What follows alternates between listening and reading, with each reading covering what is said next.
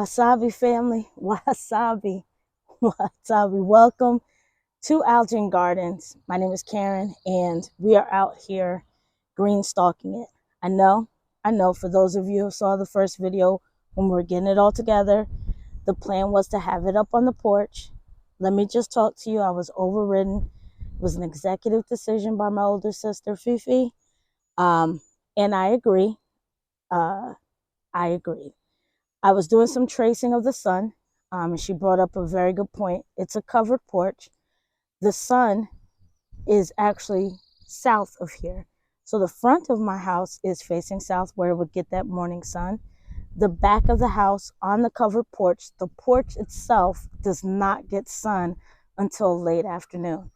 However, it is not a lot of sun, especially in that corner, though that is the sunniest corner. For what I want to grow, what I want to attempt to grow, you kind of want to give it its full sun, right? You want to give it all it's got. So she made a valid point. I agreed after tracing the sun. It was overcast all day, but I did show you a video of just how much light was actually hitting that corner to get even more sun, or the best spot for sun. It would have blocked the view of the water, the lake. We don't want to do that. A nice evening outside, you know, sun setting, you're vibing with music, you really want that view. So we don't want to block it. So I agreed. We brought it down. I'll probably get some solar lights to be out here in case I need to run out and get something real quick from the tower. However, dual purpose, because in wintertime, I do want to be able to still grow in here. Best way to do that is to have it covered in the greenhouse. So that's what we're going to do. We'll roll it in when it gets that frost, my first frost. We'll roll it in here. We'll be good to go. We'll have crops rotating the same way I did over the winter in the boxes that I have. So more growing, and I'll be able to harvest food, hopefully, all year long, which is a good thing. That's why we're doing this, right? It's to be more sustainable, not to rely on, the supermarkets and the recalls in order for us to eat. They do one more recall on lettuce and beans. I don't know about you. I'd rather grow it on my own anyway. I know what I put in the food. I'm not worried about chemicals or what they did to preserve the food. I'm not ingesting that. And for me, that's very important. So what I got, you'll see here, is the lid came in for the top. I did mention that I did want to get the lid to kind of cut down on the mosquitoes, being able to, chill. Also, I didn't want this to be a bird bath. I wanted to water the plants. So to kind of deter that, also to make sure debris and stuff doesn't get in here and clog up the system. We got the top, it came in, it's cute. It's gonna fit right on top. But this is perfect because it's about to rain. If you can't tell, I probably am getting drizzled on right now. And before it picks up, I want to throw some things in. Now, when I ordered this and when I ordered the green stalk itself, they gave me free carrot seeds. So I'll probably throw some of those in. I got some more kale and stuff that I want to grow and throw in. Doing a lot of succession planting this year too. So this is a perfect. When I got this, they gave me a free packet of lettuce. Who doesn't want free packets of seeds? I know I do. Bring it on. Bring it on. So what you're going to see is throughout this weekend, I would love to be out here the whole weekend just to get all of this cleaned up and to start getting some of the compost down on the beds. But it is going to be raining the entire weekend. Now, if I get a spot in the weather where it's not raining and it's good enough for me to come out, by all means, I will come out and I'll put some things, record some things, and we'll kind of combine it if we can. But if not, we'll take it indoors, go into the lab and do some direct sowing there. Because I got to start all of my cucumbers and melons and all that things, check on my tomato plants. So we got things that we can record and do, and we'll share it with you. Hope you come along with us on this journey. But right now, we're going to get some of this lettuce in here, grew from seed.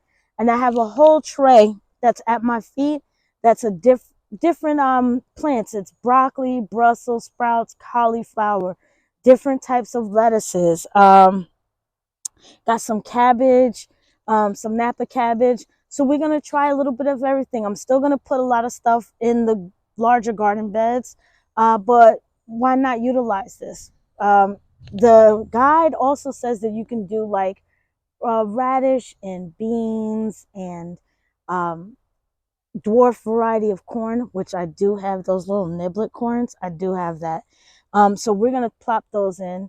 And you can do 3 per for like radish, turnips, carrots. You can do like 3 or 4 in here. So we're going to do a bunch of different things in here. Herbs, we see. I got herbs all on my patio right now. I got plenty in the yard itself. So we may throw some extra herbs because I always got extra plants around anyway. Who doesn't like an herb? We got onions that we need to get out. Oh my God, we got so much to do, y'all. I got potatoes that I need to plant.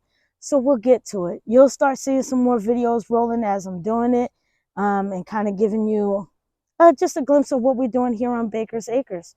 So thanks for joining. Up, there goes the rain. So let's get to it.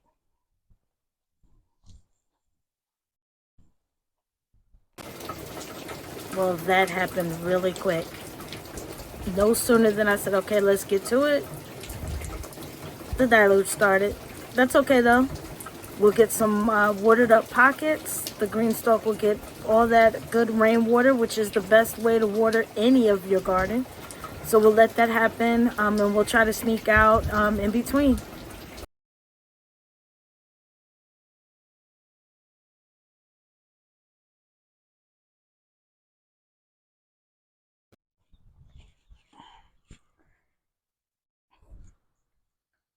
Morning. So, as you saw, we got caught. Didn't get a chance to plant, but we're out today. It's Saturday. It is overcast, and the showers are going to be going in and out all day. So while we got a quick window, I'm going to pop these in. I got some devil's ear lettuce, and this is called Linux lettuce. These are going to be some some reddish green, um, full mature, look like heading almost. But we're going to let these go. And I'm saying that because I'm going to show you. I have like the way I plant lettuce typically is cut and come again, where I just sprinkle a bunch in rows, and as I need it, I just grab it. You saw kind of that concept in the greenhouse. I also have another bed on the side of the greenhouse that during the summer will get a little bit more shade, so the lettuce will last a little bit longer on that instead of bolting as quickly. And these are heat tolerant lettuces, so these should go pretty well being in the full sun. So I'm going to plant these. Um, and I have some kale I'm going to plop in here too. I figured while I'm out here, there are some things that I want to direct sow. I don't do them in trays. I'm not saying you can't start them inside and do them in trays. I don't. It's carrots, beets, turnips, um, rutabaga, and parsnips. I don't start those inside. I direct sow them. So what I'm going to do, if the rain permits, weather permits, I'm going to slide over to the larger bed and plop some of those. I have some radish and some radicchio seeds that I'm going to plop in here as well. Um, yeah, I think that's about it. So let's get to it, okay? So what I'm doing now is I noticed that some of the soil level has dropped tremendously. Um, and that's fine, especially when I start, but I don't want to say I'm a perfectionist. I'm not. But I figure since I have the pre-made bin already out here with me, I'll just go around and fill them up where I can for what's left. It's not too much from when I did the strawberries. Just kind of top them off where they need to be. We're gonna water this bad boy completely in. But this is kind of the benefit of the Green Stalk, to be honest. It's really not much of an effort for me to go around to each pocket and kind of just add what I need to. What I'm gonna do is I still have a bunch of strawberries. Um, that I need to get in as well, or pick up from where it's been. So I'm going to plop them a couple in each pocket as well. I think that'll be kind of cool. So this is going to be a mixture of all of that, which I think is kind of cool. Starting to like this idea. I pray that the bug doesn't get me and I end up getting more of these. There is another brand out there that I think it's called Garden Tower, if I'm not mistaken. And that system, you can kind of do, I think it's a little bit more expensive than the Green Stalk. And the premise of that is that you can kind of, in the middle of it, it's wider, I believe, but in the middle of it, you can also do kind of composting in place. So you can put your food scraps and stuff, worms in the middle, which is kind of a dope idea. Maybe we'll try that one, see. I didn't feel like that one was necessary for who I purchased it for at the time, because I knew that they were not going to do all of that. And for me, it's not necessary. I have my own worm bin that I just started, that I made myself. And I'm going to be honest, around me, worms are plentiful everywhere. Matter of fact, when I came out to check on the Green Stalk itself, this was filled with water from the rain, and there were 2 worms just wiggling around in it. So I have worms all in this yard, so I'm not really concerned about that aspect of it, but still a thing, you know? So there we go. So I'm gonna zoom you in a little bit and kind of, you can bring this in some so you can kind of see me as I'm working here.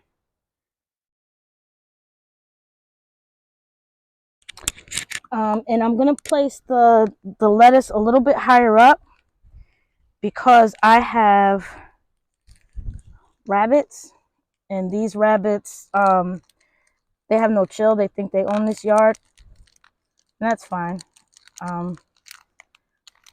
That's fine, but not so much. So if you notice, I have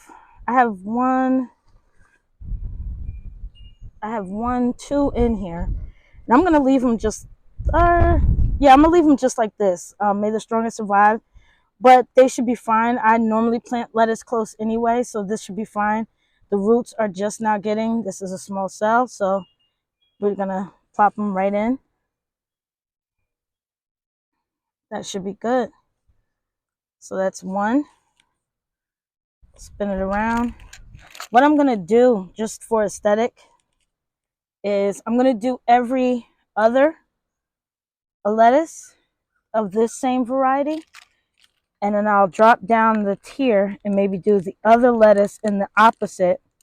And in between each one, I may drop like some marigold seeds, some type of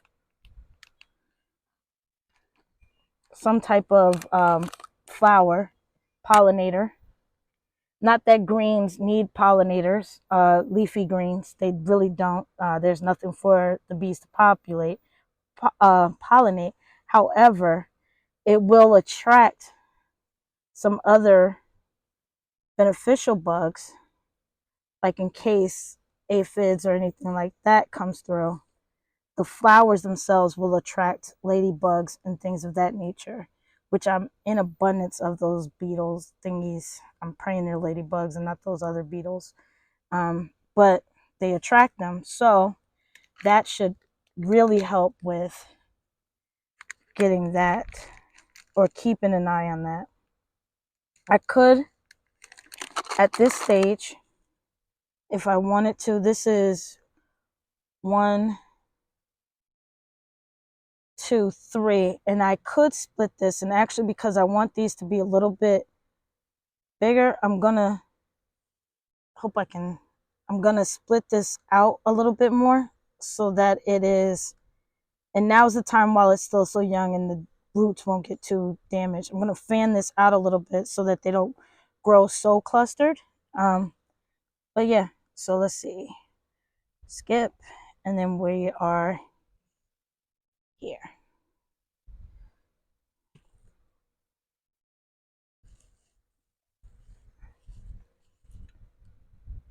So we got lettuce.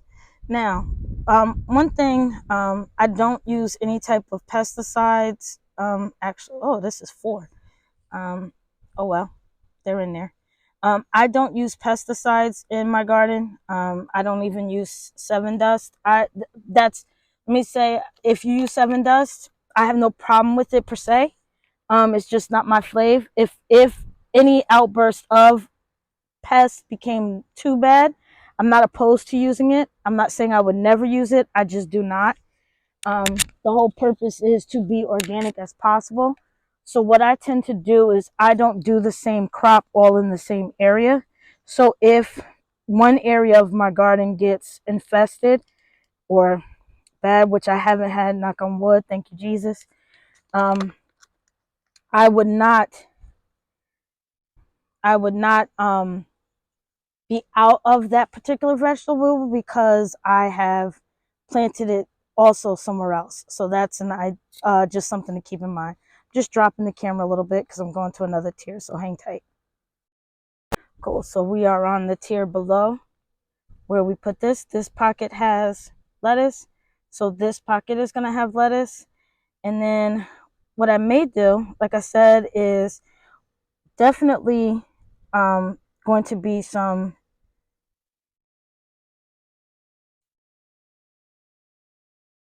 I'm going to split this actually. It's definitely going to be some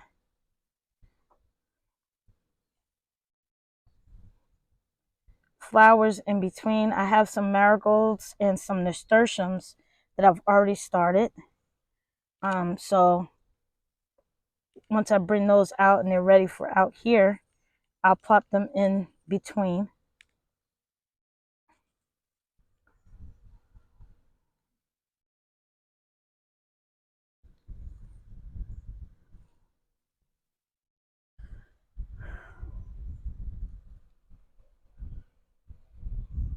Cool.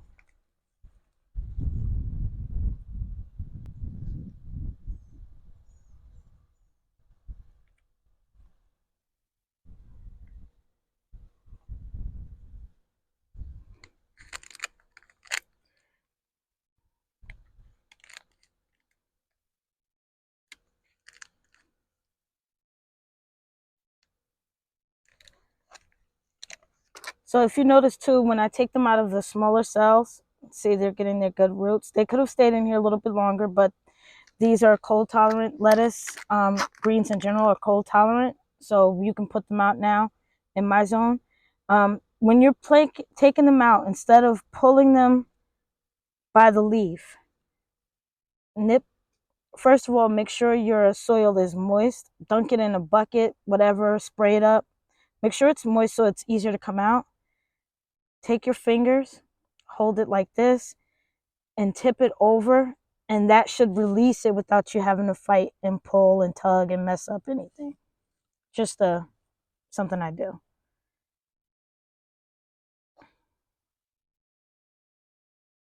That one's in. So if you notice, I still have this whole side. So I'm going to plant it over on the other side or one of the other beds. Hey, so we're back. So this is if you're looking straight at it, this is the left side of my greenhouse. I have cattle panel up here that's held on by posts. I need to just make a quick adjustment to them just to tighten them up.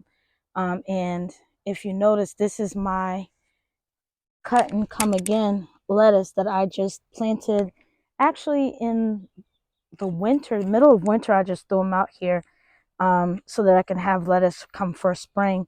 If you notice, the soil has dropped tremendously, and I really want to refresh this bed. So I may do that before I actually do the planting of the other lettuce seeds that I wanted to do.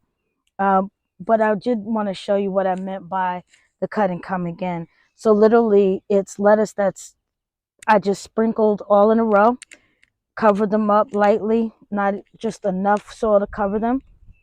And as I need it, it'll grow up a little bit bigger. I snip it, just making sure I don't, maybe like 2 inches from the bottom, so that it's like not cutting off the supply for the growth, but I'm getting lettuce for my salads. Um, Bright green, beautiful lettuce. So you'll see that a lot in the garden for me. Is I just do rows of sprinkles of vegetables and let it grow as they want. The only thing that I really pay close attention to, spacing wise, is beets and turnips, carrots, things like that. But you'll see as we go through the garden and start planting and doing all of that. Um, you'll see that more, but I just kind of wanted to show you. This is the bed that I don't have to water often because I did some DIY Oyas in here. Literally, I took terracotta pots that I got from Walmart, plugged the holes up with some quick set, and this leaches out water. I have the tops off now because I figured I'd let some rainwater get into them as I start planting. I have compost that's being delivered soon that I'm going to top this off with. It actually should be here in a day or two. So I'm actually going to stop planting for now, and I'm just going to go around, do some cleanup in the yard. But I kind of just wanted to show you what my lettuce patch looks like. This is similar to what I have inside, and I'm just inspecting this. Cool. And I don't see any snails have gotten over here to this stuff, so I am pleased with that. What I may do is put some snail bait in the walkways, because with all of this rain, this is the time. But I'm gonna fill these up, get them ready. I have 2 on this bed and 2 on the other. I may do some more.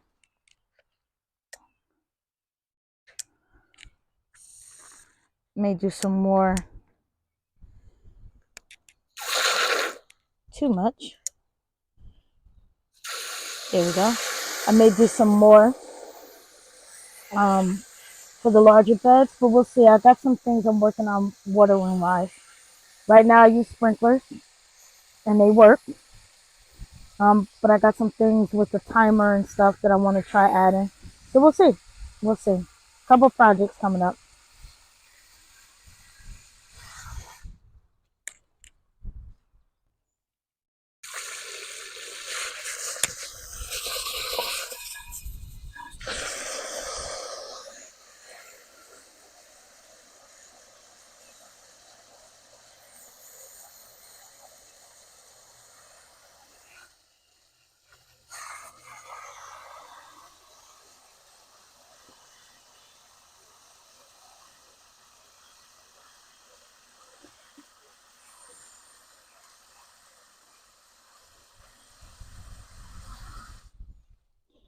As I'm watering, I realize that some folks may not understand the concept of the Oya.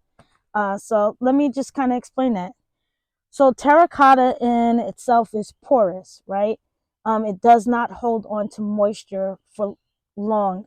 It leaches or seeps water out, moisture out.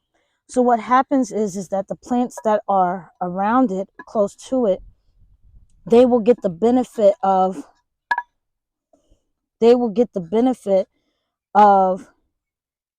having consistent water.